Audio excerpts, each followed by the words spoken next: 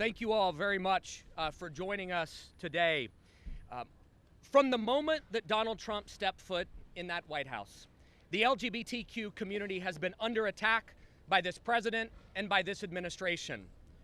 Our community is as diverse as the fabric of this nation. LGBTQ people are women. We are Muslims. We are immigrants and we are refugees.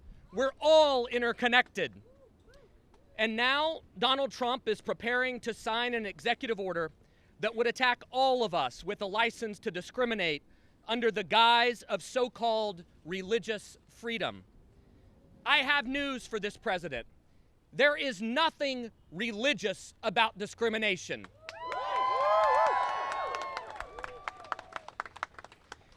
There is nothing religious about discriminating against someone because of who they are, how God made them.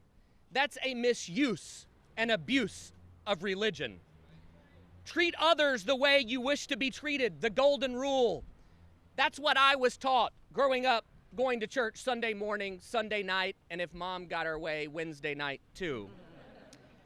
Donald Trump promised to be a president for all Americans.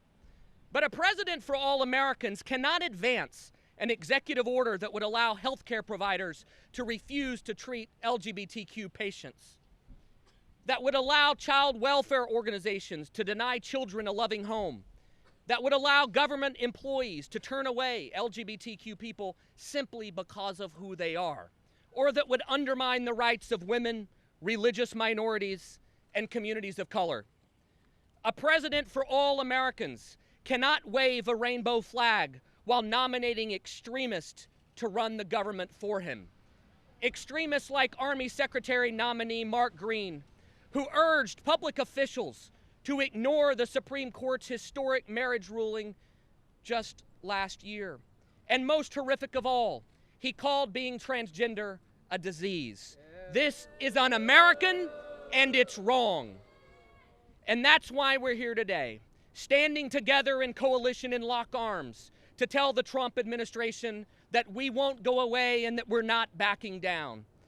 Today, the Human Rights Campaign and our nearly 2 million members are calling on Donald Trump to drop this proposed license to discriminate and stop his attacks on all our communities. And Donald Trump must withdraw the nomination of Mark Green and finally put country ahead of politics. We have all come too far and fought too hard and accomplished too much to allow anyone to drag us backwards. We stand unified today. We stand unified tomorrow. And when Donald Trump attacks any one of us, he is going to keep hearing from all of us.